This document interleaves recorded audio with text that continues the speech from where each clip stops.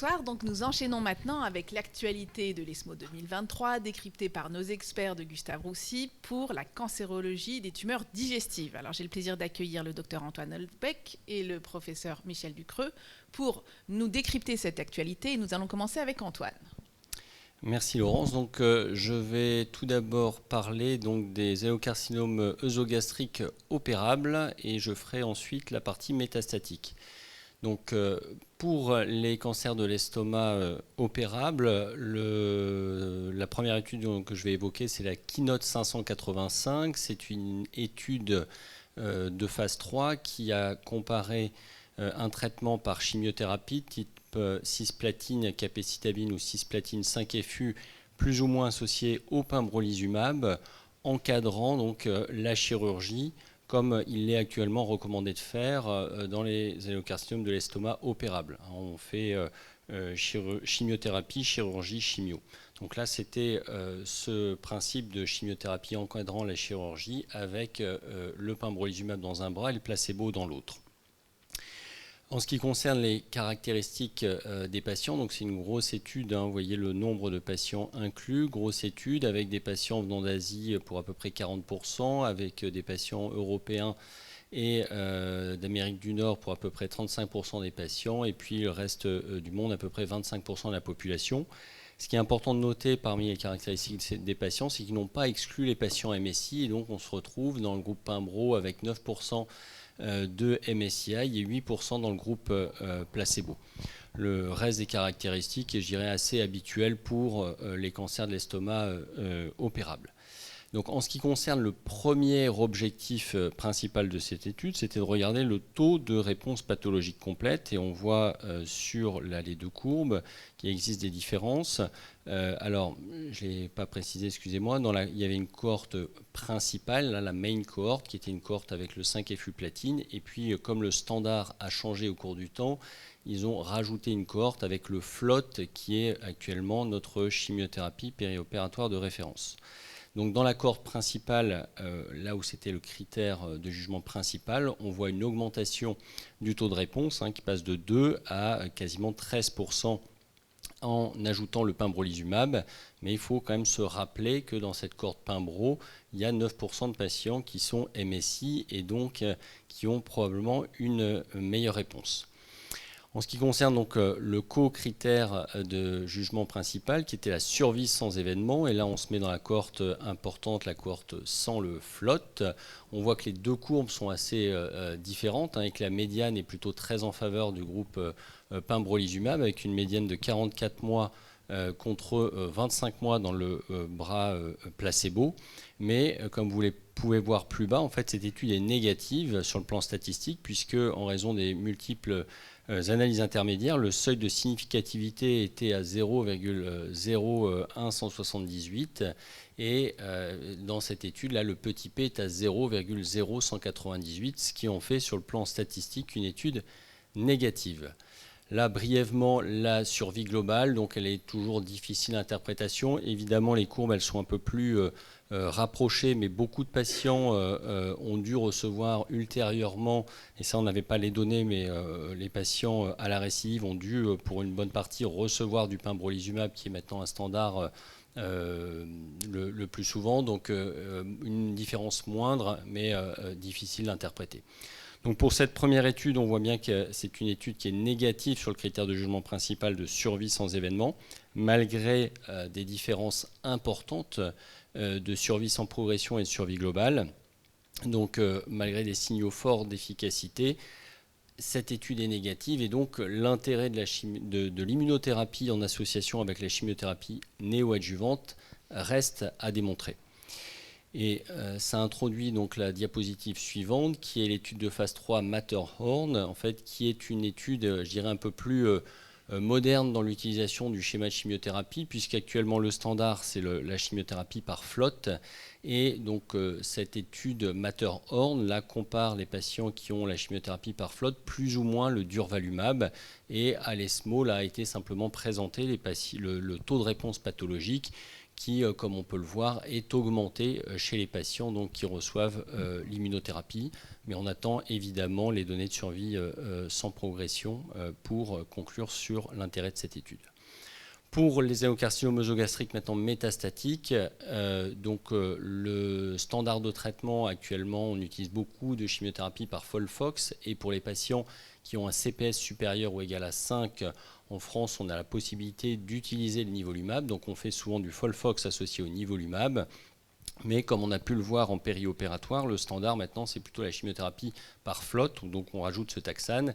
Et donc, il y a cette étude GASFOX qui a évalué l'efficacité d'un régime par flotte modifié, qu'on peut également appeler le TFOX, c'est du FOLFOX plus du docétaxel à 50 mg par mètre carré toutes les 2 semaines, en première ligne métastatique et qui a été comparé au FOLFOX.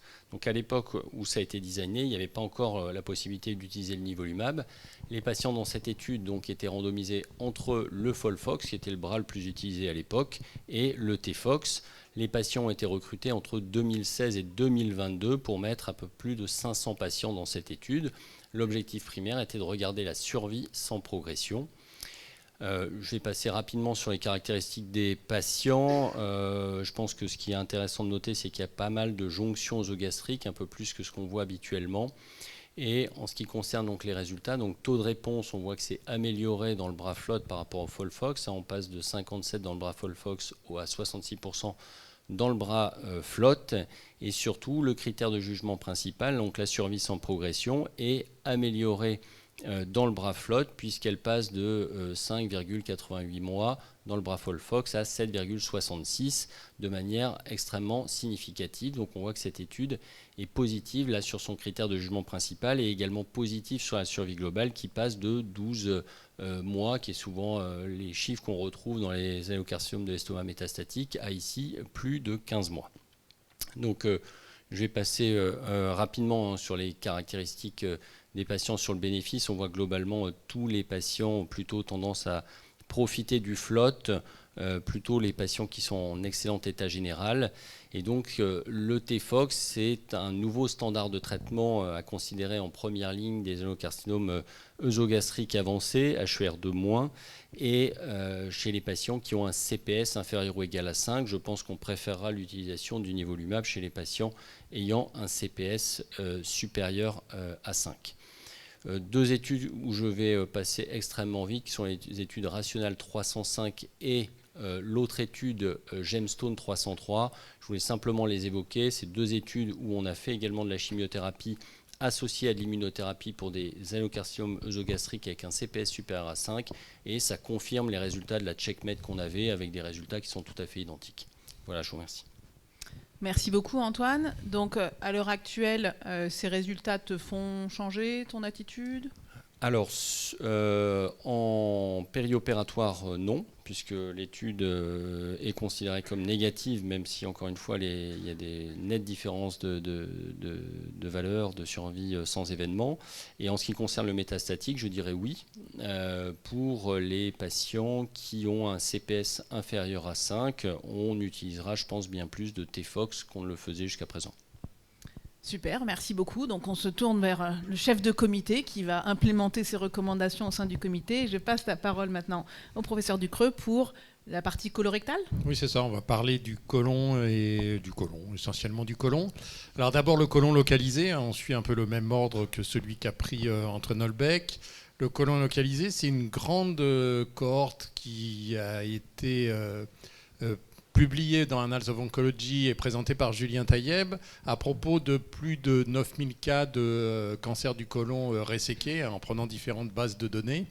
Et l'idée était de regarder les différentes mutations, la valeur pronostique des différentes mutations de KRAS et la valeur pronostique de BRAF. Alors ça montre des choses qu'on connaissait, c'est-à-dire que c'est évident que la survie des patients, on le savait déjà avec une mutation BRAF, elle est inférieure. En revanche, ça permet de mettre en évidence qu'en fonction du type de mutation KRAS, et on reviendra sur cette problématique du type de mutation KRAS, on a des pronostics qui sont un petit peu différents selon les patients, avec, vous le voyez, les KRAS G12C, les KRAS G13D, qui ont plutôt une plus mauvaise survie. Autre élément également intéressant, c'est que quand les patients récidivent, on a une différence de survie qui est là aussi tout à fait différente.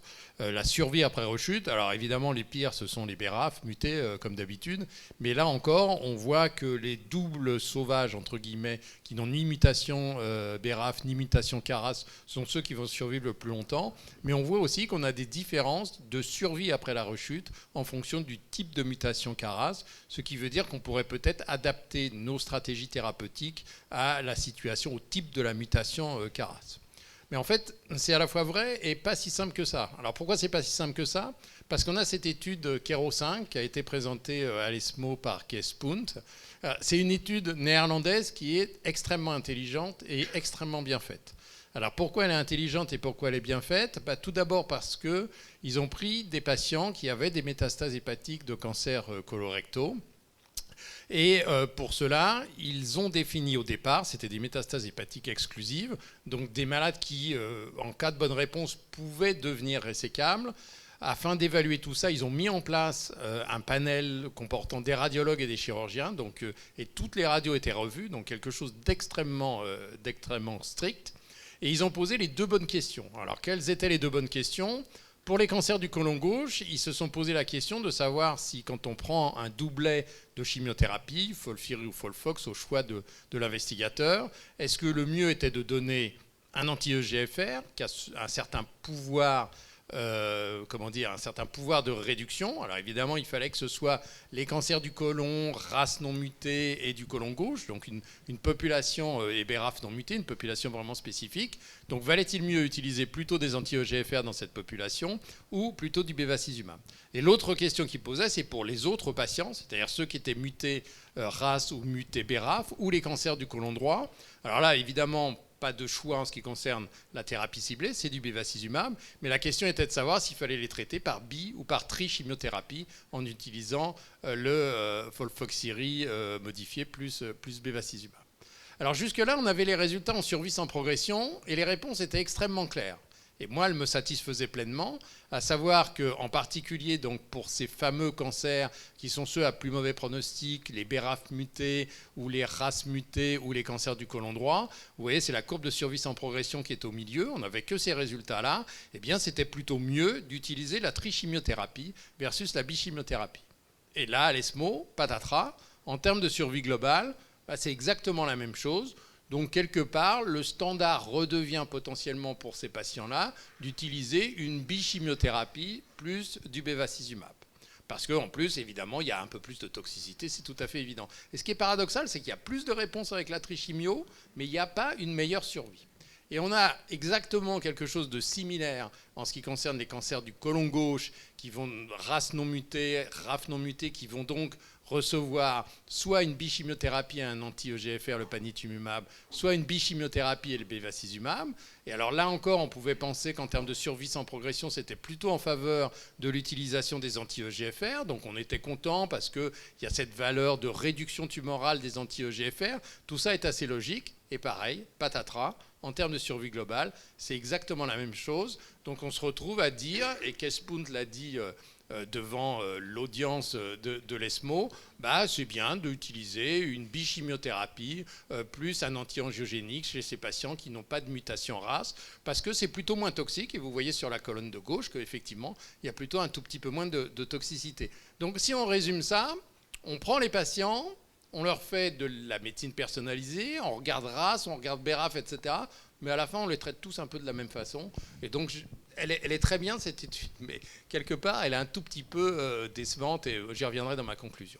Tout de même, on a vu de la vraie médecine personnalisée, et ça, c'était à la session présidentielle en ce qui concerne le cancer du côlon, et en particulier le cancer du côlon métastasé, réfractaire, avec ce petit groupe de patients, 5 à 10% des patients, qui ont des mutations KRAS G12C. Alors ceux-là, ils peuvent recevoir des médicaments qui sont des médicaments spécifiques de cette mutation, des anti-KRAS G12C. Et en particulier, donc, on a vu pour la première fois les résultats d'une étude randomisée qui a comparé le standard de traitement, ou à peu près le standard de traitement, trifluoridine tipiracil sans bevacizumab, ou du regorafenib au choix de l'investigateur, versus la combinaison de sotorasib sotorasib, l'anticarragé 12C et de panitumumab, parce qu'on sait que dans ces cas-là, il vaut mieux, on savait depuis les études de phase 2, qu'il faut associer aux anticarragé 12C pour éviter des échappements, il faut associer des anti-EGFR. Il y avait 2 doses de sotorasib qui étaient évaluées. Alors on a une population qui est une population de patients quand même assez lourdement pré-traités. Plus de 85% des patients, en gros, avaient reçu au moins 2 lignes de traitement. Ils avaient, en gros, été exposés à peu près tout ce qu'on peut donner à des cancers du côlon métastatiques. Et on voit les résultats, en particulier en ce qui concerne les fortes doses de sotorasib. On a une survie sans progression qui est significativement meilleure. On voit tout de même que cette médiane de survie sans progression, elle est bonne, elle n'est pas extraordinaire si on parle de médecine de précision et d'atteinte spécifique d'une cible tumorale. Et on voit aussi que le taux de réponse, il n'est pas mauvais, en particulier dans le groupe qui a les fortes doses de sotorasib. On est à 27% de taux de réponse objective.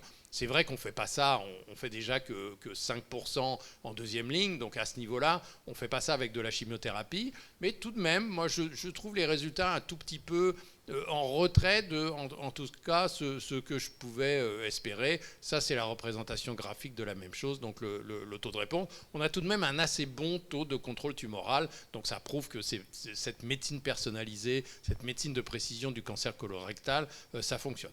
En survie globale, les données ne sont pas matures, donc on les attend. Pour l'instant, pas de différence.